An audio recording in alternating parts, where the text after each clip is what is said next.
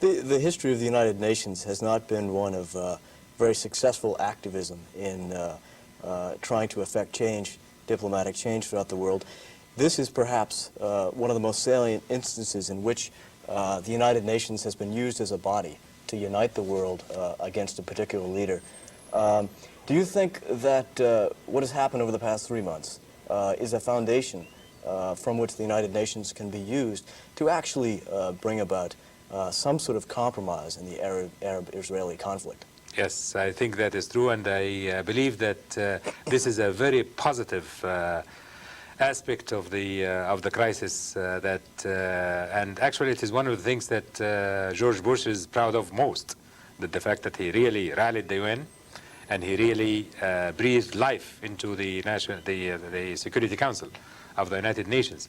And the way we see the United Nations acting now, it might actually come to do the things that it was supposed to do all along but couldn't. Do you think, however, George Bush is only using the United States, the United Nations in this instance because it serves him politically?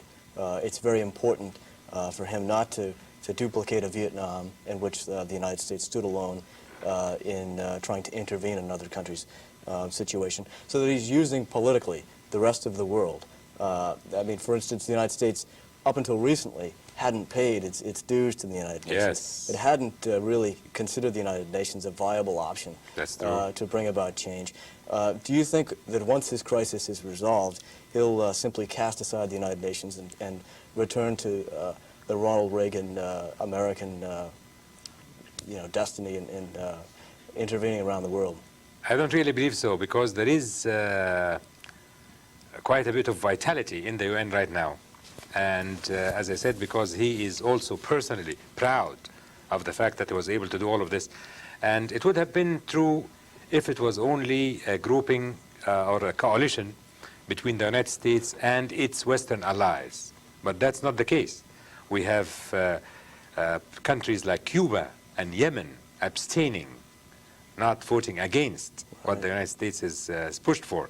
So it really is a worldwide position. And the feeling of people in the United Nations now is there is quite a bit of vitality and vibrant attitudes. And they all believe that this is a time when the United Nations is coming back to life, and it is really going to do the things that it should have been doing. So do you attribute that to the changing world order, the opening up of the East, the Soviet Union and the United States becoming closer, and do you attribute it all to that change? Yes, there is no question in my mind that part of this change is due to the personal activities of Mikhail Gorbachev and what he did in the Soviet Union, and the breakup of that iron wall that used to prohibit the rest of the Eastern world from the West. And these kinds of communications have helped in this a great deal. And we can also see the activities of the U.S. With the Soviet Union have resulted in many of the successes in the United Nations in the recent time.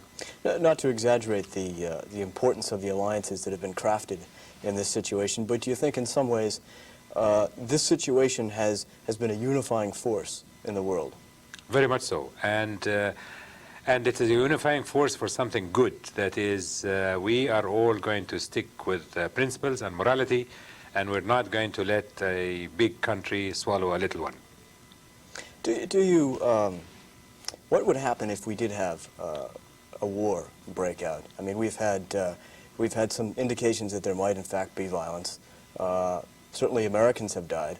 The hostages are still there. The threat of loss of life is still very great. What would happen, and how, I guess particularly, would that affect the Arab support for the situation? There is really no way of telling what will happen at the time, because no matter what war you look into, and no matter what battle you read about in the past, from ancient Egyptian time to the present, and find what the generals had in mind, and then read about the result, you find that nothing ever really came the way it was planned to. So when something like that, when war erupts, and you begin doing things the way you plan them, things are going to go wrong, and things are not going to go the way you have planned them, and there will be surprises, and there will be things that no one would expect today, not even the military strategists and the planners themselves. So it is the danger of war is this specifically, that you start something and you don't know how to stop it, and things go beyond the controllable. And this one will be no different. That's why it's really a very dangerous situation, and by all means, if a peaceful solution can be achieved, it would be better. Do you think if war did in fact break out, for instance, tomorrow, would we see a lot of the periphery Arab countries who have heretofore supported the United States, would they begin to reevaluate their situation? They might, if, for instance, the United States of America or the Allied forces did not stop at, say, bombing the military sites and began to bomb civilian areas. Maybe the people would say, well, that's not part of the deal, or maybe we shouldn't be doing this. So that's quite possible that things like that happen. In general, the way things are, I don't really think the potential for that is great, because the Allied forces, including the Arab forces now, and don't forget the fact that the first line of defense along the border of Saudi Arabia is made all of Arab forces. Okay, we're going to take a break now, and when we come back, we'll take a look at the conditions in which this war, this potential war, may be fought. Dr. El-Baz is, in fact, a specialist on the deserts, so he can give us some insight into the conditions that these soldiers are contending with currently. We'll be right back.